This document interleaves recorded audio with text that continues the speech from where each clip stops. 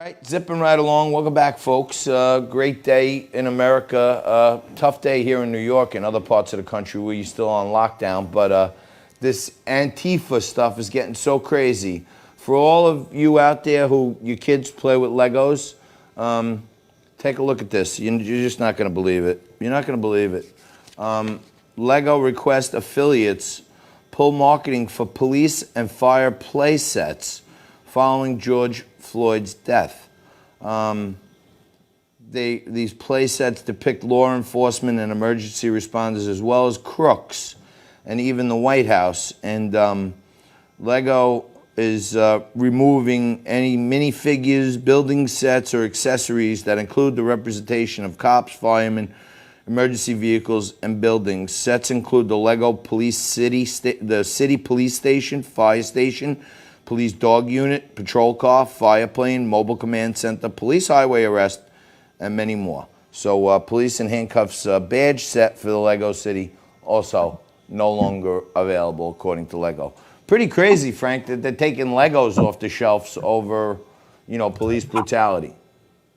That is crazy. And I think it goes to your earlier point about how disruptive a lot of these riots have been to things that we normally take for granted, including everyday playthings.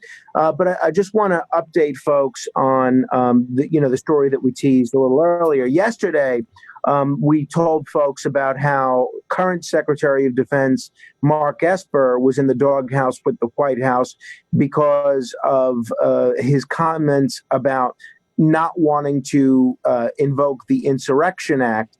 Now, yesterday, in this interview with The Atlantic, General Mattis, the president's former Secretary of Defense, goes off on President Trump in a manner that I don't know that I've ever heard a cabinet official talk about the president that appointed them.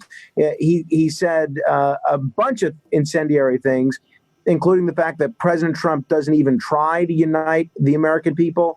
He says, this is the first president in my lifetime, this is General Mattis speaking of Donald Trump, who does not try to unite the American people, does not even pretend to try. Instead, he tries to divide us. He said that we shouldn't be militarizing these protests. He said, for America to be admired once again, it must return to its founding ideals. And then he even criticized the president's photo op in front of the church the other day and the protesters that were cleared to make way from it. So President Trump, as you might imagine, has responded in kind. He said that it was a tremendous honor to fire. He said that he had the honor of firing General Mattis and that General Mattis frequently failed to bring home the bacon. So clearly no love lost there in the Trump-Mattis relationship. Well, I don't think anybody thought there was a lot of love to begin with when they parted ways. I got into it with this guy, Eric Mitchell, who we had on the show before. I said what you said. My sentiment was I respect General Mattis for what he's done for our country and his bravery and heroism.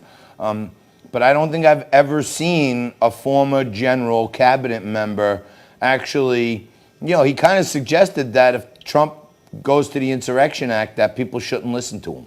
That's basically what he said. I thought I thought I heard it. More or less, yeah. He didn't say that verbatim, but he said, look, the members of the military took an oath to uphold the Constitution. They should remember that oath and not violate the constitutional rights of other Americans. So, you could construe that from these comments. It's not even just what he said, it's the manner in which he said it. Especially, you'll remember we played 6-7 months ago the video of him going on this speaking tour where he refused to be critical of the president because he said, look, we had policy disagreements. I wrote about it in my resignation letter, but I don't see how it helps anybody that's there now, especially the men and women of the military, for me to be critical. And I would think that that's still true. I'm not sure why General Mattis's advice of 6 months or a year ago doesn't hold true anymore. But look, I'm not going to question the general's motivations here. He's a smart guy. He's a warrior. But, I don't know who's helped by this letter. Well, Frank, number one, published in the Atlantic, right? You know what I mean? That's like the hometown newspaper for the liberal left, and a lot of the stuff that was leaked out of the deep state was leaked. The Atlantic always has these breaking news stories. So why does it come out in the Atlantic?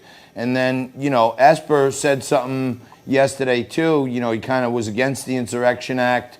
And then they asked him, how strongly he feels about his position. He said, "Stay tuned." And then you had General Milley, the head of the Joint Chiefs of Staff, who came out and made some similar comments. And I swear to God, I get down the conspiracy road once in a while, but when I see, the leaders of three different branches of government, basically trying to set policy, it starts to feel coup-ish, military coup-ish, in my view. Well, look, unfortunately, I don't know if that's behind the motivation here, but unfortunately, there's a lot of different aspects of what's occurred to President Trump that looks very similar to events in 7 days in May. Repeatedly, we've seen the military and or the military-industrial complex seek to implement different policy than our elected leadership. And it's, we saw that with Ukraine. We saw that with Russia. We've seen that with Syria. At best, these military strikes into Syria, President Trump seems like he was dragged kicking and screaming into. The president appeared on Tucker Carlson's show, and he was asked point blank by Tucker, I'm paraphrasing, but he was asked, look, you campaigned on getting out of Afghanistan. You've said repeatedly that you're going to bring the troops home from Afghanistan. Why are they still there? And Trump basically said, well, you have a lot of people in this town that really like war. And he went on to say, it's tough to get them to go in a different direction by snapping your fingers.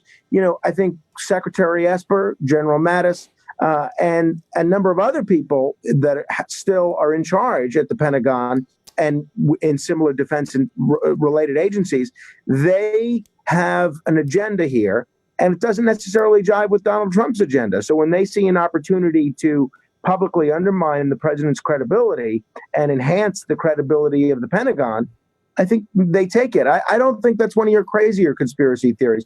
I'm not sure they did this in concert with one another, but I think they might have been motivated by the same desire. And I don't think they're sitting around, in a dark room somewhere, rubbing their hands together saying, let's take over the government. I think these men do have an interest in doing what they believe is right, and they're willing to subvert the will of our democratically elected leaders in order to pursue those means. Yeah. Well, look, on top of it, even into retirement, there is this. I wasn't in the service or the military. I God bless and thank everyone who was for their service to us and protecting the freedoms and liberties we enjoy. But I thought there was this lifetime thing that you respect the chain of command. And when you have, 3 and 4 star generals and the Secretary of Defense and the Joint Chiefs of Staff, if they take it if Trump does go to the insurrection because, the unrest gets even crazier, and they deny an order, then what? Then we're technically in a coup if the commander-in-chief is no longer in charge of the army. John, I think your question is a very appropriate one. It's not one that I have an answer for. You say, and then what? I don't think anybody knows. If rank and file members of the American military decide all of a sudden which orders they're going to follow and not follow, I think we're in a very, very tough spot as a country. I don't know, is the short answer.